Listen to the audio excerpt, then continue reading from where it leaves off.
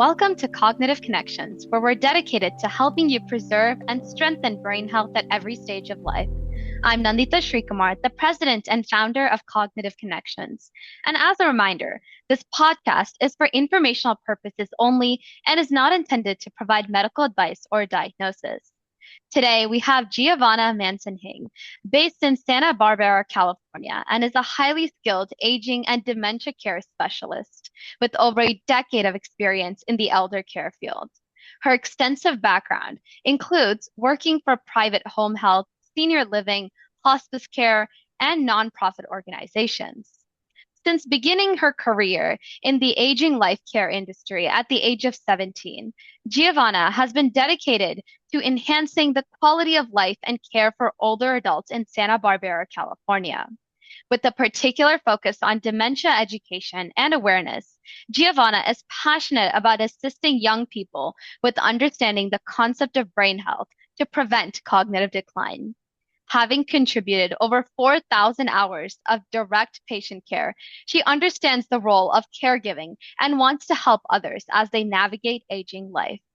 Giovanna holds a certificate from the National Council of Certified Dementia Practitioners and is an active member of the Aging Life Care Association. She earned her bachelor's degree in public health, focusing on community health, and her master's degree in gerontology from the University of Southern California. She now works as the engagement manager for the Hilarity for Charity. Miss Giovanna Manson-Hing, thank you so much for coming on this podcast. I'm so excited to have you here. Thank you so much for having me. So, could you tell us a little bit about Alzheimer's and how you really got involved with this cause? Absolutely. So Alzheimer's kind of chose me. I definitely didn't know I was going to go down this path. I just started off wanting to help people, and I ended up staying on this path for about 10 to 15 years. So Alzheimer's just as I was a caregiver when I was younger, and when I learned about the needs of an older adult, I realized, wow, like there's so much that they need. And we, as younger adults who are capable, and we're spunky, like we should spend more time with older adults. So I started investigating like what Alzheimer's was, because at the time, like 15 years ago, like not a lot of people were talking about it. And so I found out that it's the most expensive disease in the United States, and it's estimated that 7 million Americans aged 65 and older are living with dementia. And as a certified nursing assistant, I wanted to learn more about Alzheimer's. So I got in touch with the youth movement against Alzheimer's. And while I started volunteering with the youth movement against Alzheimer's, I was getting my bachelor's degree in public health and my master's in gerontology. And now I work with HFC. So it's been really, really amazing, just the long journey that Alzheimer's happened to just happen to me. Thank you so much for sharing your story. That was really inspiring. So now you work as the engagement manager for Hilarity for Charity. So could you tell us a little bit about HFC? Yes, HFC was founded in 2012. So at that time, I was a caregiver in Santa Barbara while HFC was being founded in Los Angeles by the filmmakers Seth Rogen and Lauren Miller Rogen. They started Hilarity for Charity because Lauren's mother had younger onset Alzheimer's at age 55. So this national nonprofit now cares for people and families impacted by Alzheimer's disease. That's amazing. So could you also share what led to the creation of the youth movement against Alzheimer's and how it has really evolved over time? The youth movement against Alzheimer's began in 2015, and it was a student-led club at UCLA in California. By 2016, WIMA, which is what we call it for short, became the nation's largest youth-based Alzheimer's nonprofit, reaching over 300 students, providing more than 900 hours of respite care, which is giving caregivers a break. So that's really nice. And now the youth movement against Alzheimer's at HFC is driving prevention awareness and stigma reduction amongst high school and college students nationwide. And we've been growing globally too. So it's been really, really amazing. So many young people care about Alzheimer's disease and want to make a change. Wow, that's amazing and so wonderful that it was essentially, like a college-led group that has expanded to a global movement now. That's very inspiring to hear. So, how did you yourself actually get involved with WIMA? So in 2012, I became a caregiver and a certified nursing assistant, a home health aide, a professional family member. I would go to your home and I would take care of your loved one, waking them up, showering, getting them dressed, preparing meals, taking them to the grocery store, and just providing companion care. So, this experience drew me into the fascinating nature of the brain and how I was spending time with these older adults who had these amazing lives. And they were now needing my help for the most basic things, you know? And that when I was able to help them and I realized that they had like dementia and all these things, I realized, wow, like I want to advocate for them because they need a voice because they need help. And so I just decided I wanted to be part of this movement that was making this loud and a noise about Alzheimer's disease. And so the youth movement has done that and HFC continues that legacy. So I started volunteering with the youth movement in 2019. And then I later became the director of youth caregiving programs, which was like youth care. We would virtually or in person connect people, young adults with a person with dementia, and they would spend time together, intergenerational programming. And today, now, I am the engagement manager at Hilarity for Charity, which is so exciting because I get to meet young people from across the world who want to raise awareness about Alzheimer's disease and dementia and cognitive decline and cognitive impairment and cognitive connections. So, Yeah, that's amazing. It's so cool how your life, you started off as this caregiver and has taken you this far, all the way to Wyman, all the way up to HSC. So that's amazing. Also, what does WIMA aim to achieve by engaging high school and college students and driving awareness and inspiring change? Because I know that's a really big goal and that's a really big part of WIMA. yeah, we just want to change the future of Alzheimer's disease through education, like letting people know the information that they need to know and raising awareness because some people just don't know, they haven't heard about this and maybe they have questions and they fear talking about it. So we want to be loud and we also want to be active. So through collective action, we want to reduce the stigma, which means, asking those questions, being vulnerable, sharing our stories and connecting people to opportunities in their community where they can spend time in nursing homes or senior living places where young people and older adults can really mingle. It's really powerful because both parties really enjoy the interaction and it like leaves this lasting impact on both parties. And I think it's really, really fascinating.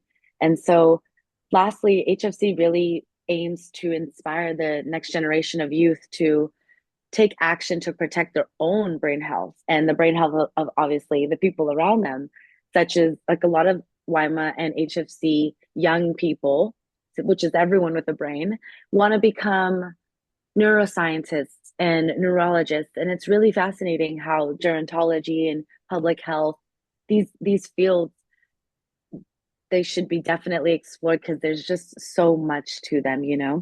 Um, and also, HFC does a really great job at growing the community for young adults who are providing care for someone living with Alzheimer's.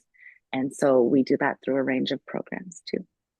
Yeah, I think I definitely agree with your guys' main mission of, inspiring the next generation because, it's the younger adults in our world that can, essentially step up and make a greater change in the lives of, millions, thousands, millions, and take it to a global level. So I think it's really amazing that you guys are empowering the next generation. So could you also tell me a little bit more about the ways that YMA empowers students to take action for Alzheimer's? Yeah, well, we really stress that Alzheimer's begins to develop 20 to 30 years before the onset of symptoms. So it's never too late or too early to start. It's just now. It's a lifestyle. So having this mindset and knowing that you have the power, being and feeling empowered to make lifestyle changes or, adaptations that are good for the brain, I think it's crucial, thinking about the most important organ, arguably in your body. So, yeah, the different programs that we offer, it's Hilarity for Charity has HFC Universe, which is transforming the way that we care for our brains. It's talking about ways that we can talk about Alzheimer's disease and cognitive degeneration. Um, and the platform just fosters a sense of community where people can come together and young people can just talk about supporting one another who's ever experienced and been affected by an Alzheimer's diagnosis. That's amazing that you guys are able to provide so many different platforms for everybody to really just come together and engage. And I think it's also really important that you guys are helping to, break that stigma of the idea, like Alzheimer's disease and dementia is, just like an older people's disease. I think bringing awareness about the fact that it's actually something that starts at a younger age, I think that's really crucial. So that's amazing. Additionally, do you guys also do any kind of brain health workshops or anything like that? Yes, we have a 2-day train the trainer brain health workshop where you learn about the 5 pillars of brain health and then you learn how to teach your peers, so other young adults, about brain health. If you're interested, I can send you information about that. And definitely that's open to young adults ages 15 to 25. Yeah, I can definitely link that in the description of this podcast. And I think, being a participant of the trainer certificate course itself, I think it was very, very valuable into empowering me to, start cognitive connections itself. And I think it can empower like the next generation to take that first action and that first step in whatever they're wanting to do. That's amazing. So, what are some common misconceptions about Alzheimer's disease that you often encounter, especially when speaking to younger people, and how has WIMA strived to address those? I think people still think it's an older person's disease. So that misconception, wanting to let people know that you can get it really young. You can get it before you're 65, which is what people now can consider younger onset Alzheimer's. So the fact that there is no cure, but essentially the cure is prevention and doing what you can in your power and your control to do your part, essentially. It's really important that people understand that it's now versus the future, and what can we do now to have a happier future. And you could experience these changes, or someone could be going through this, or your family could be going through this, your parents could be experiencing it, or you could see it in your grandparents. So that's a lot of people that are affected by caregiving. And if not, it's happening today, there's a potential that it could happen in the future. And that's just a very, it causes a lot of fear. And I think the community of Lima is meant to build community and love and support about it, you know? Yeah, totally agree. Especially with the fact that Alzheimer's again has no cure currently. I think it really comes down to the fact that essentially the best cure you could say is starting earlier and taking care of your brain health from a younger age. So I think it's amazing that you guys are empowering the next generation to essentially do that and take care of their brain and also support the older adults that are already maybe diagnosed with such dementia and Alzheimer's. So, in your opinion, why is it important for younger generations to learn about Alzheimer's disease and its impact at an earlier age? Well, since researchers know that Alzheimer's shows up 20 to 30 years before clinical symptoms. It's important to do those lifestyle habits now to slow and decrease your risk of getting Alzheimer's or risk of dementia. So if you learn sleep hygiene, how to eat healthy, how to, work out pretty often, you learn that part of your lifestyle, 45% of those cases of dementia could be prevented. That's amazing. I mean, the fact that, that's a really large percentage, 45, that's almost close to 50%. The fact that almost half of Alzheimer's case can be prevented by, just essentially taking very simple steps in our daily life. I think that's really crucial for everyone to essentially, start adding those little habits into an everyday life. So I know HFC also recognizes the growing community of caregivers for loved ones with Alzheimer's. So what resources or support does HFC essentially offer for them? HFC offers many caregiver wellness programs.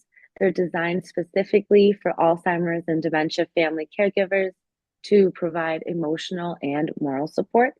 So these virtual groups meet with credentialed social workers and counselors for, a sense of community, building empathy and understanding.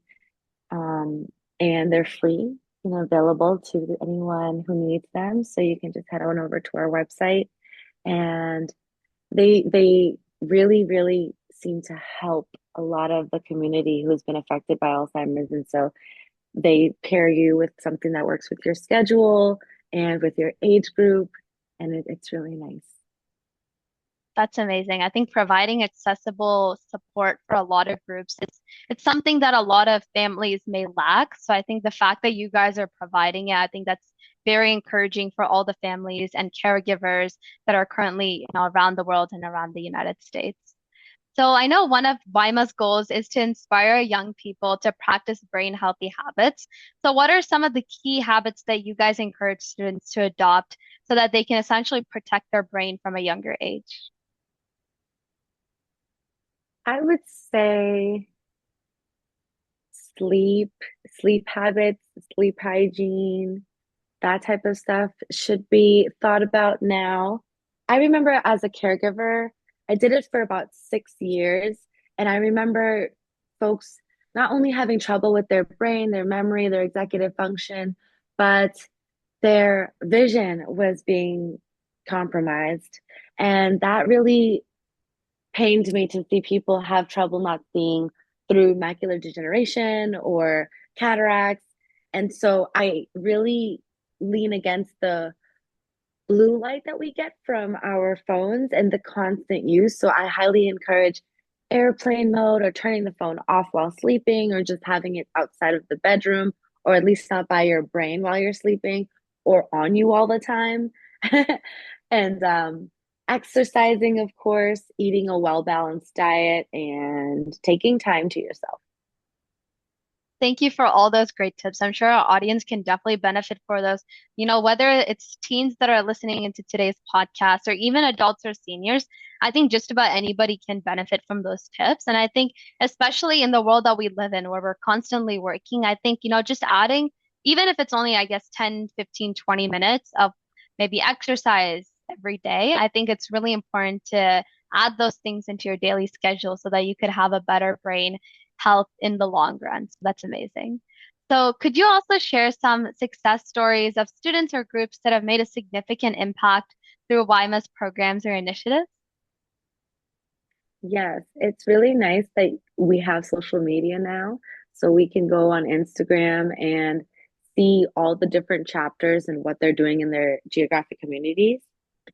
So, for example, we have teens, high schoolers going into retirement homes and playing music, different types of instruments, and shows that they're doing to collaboratively with the retirement homes. And many of them are fundraising for just raising awareness. So a lot of the chapters then do promotion, like awareness events, and they collaborate with local restaurants to, you know, really tell the community that we are all affected by Alzheimer's. And so seeing the joy that these young people are bringing into their communities and that the students enjoy doing so, it's a beautiful sight. That's wonderful. It's amazing to see how much Weima has grown over the past decade. So, additionally, looking ahead, what are some of Weima's long-term goals for expanding its impact and reaching more students across the country? Well, we definitely want to grow in our chapters across the nation. We want to be everywhere. That is our goal. And so we highly encourage, like, if you know anyone who wants to start a chapter, to start a chapter on their campus, at their schools.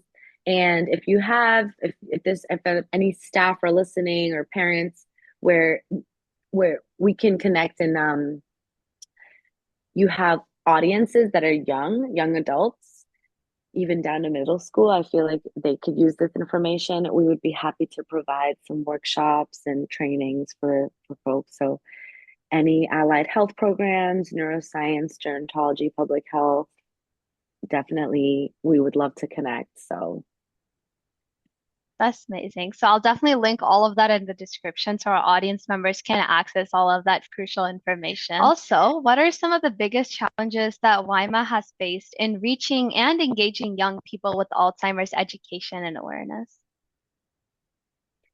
well, young people definitely want to meet in person. So the fact that a lot of the work that we conduct is virtual on a level where it's HFC, because HFC by nature is virtual. Um, that makes it challenging for young adults because they definitely want in-person opportunities. However, it doesn't stop people, because in their communities they're able to engage and volunteer. So yeah. Um, some other challenges I would say are, yeah, students maybe like being too stressed out, because like a lot of the students that I talk to don't get a lot of sleep.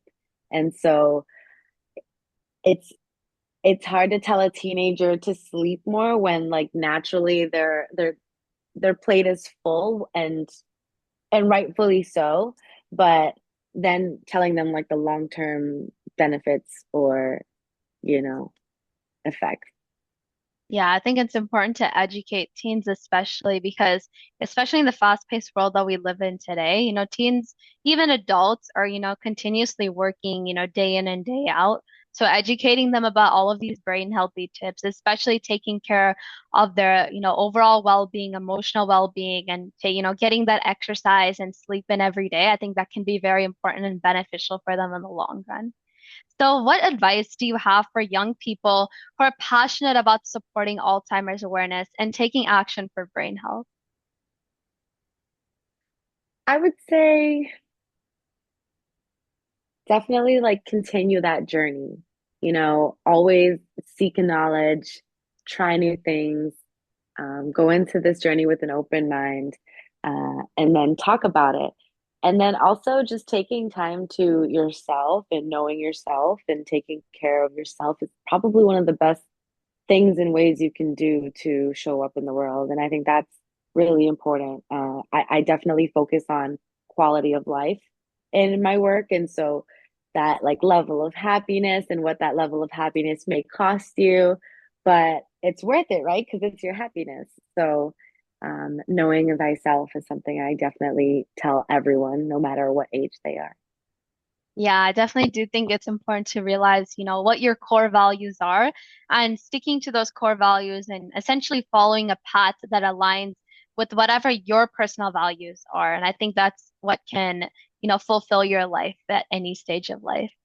So, as Wyma continues to grow, what is one message that you'd want to leave our listeners about the power of youth in fighting against Alzheimer's disease?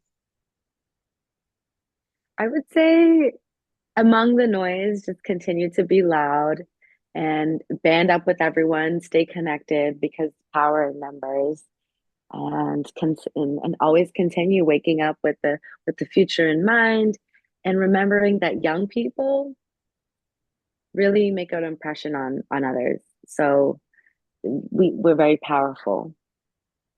Yeah, I think it's really important to recognize the importance of essentially just taking that first step. I think once you've taken that first step, it's very easy to continually keep moving forward. So I think that's very amazing advice.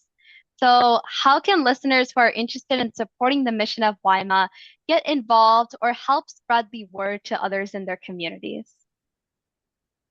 Listeners can start a chapter at their school or in their community, or just check to see by reaching out where if we have a existing chapter already. And you can go to HFC Universe to take some brain health courses. It talks about how you can prevent Alzheimer's through the 5 brain healthy habits. And follow us on Instagram at HFC Universe. And don't That forget, if you want to have a brain health workshop, we can also facilitate those too. That's amazing. I'll definitely link all of those links in the description box so our audience members can benefit amazingly from all of that. So, Miss Giovanna Manson-Hing, thank you so much for taking the time to be on the Cognitive Connections podcast with me today. It was truly amazing to learn about the mission and vision behind WIMA and HFC and really the profound impact that it has created. Thank you so much. Thank you so much, Cognitive Connections. It was a pleasure. It was a pleasure to have you too. And to everyone that's listening today, thank you so much for tuning in to the Cognitive Connections podcast. And remember to keep your brain healthy and see you next time.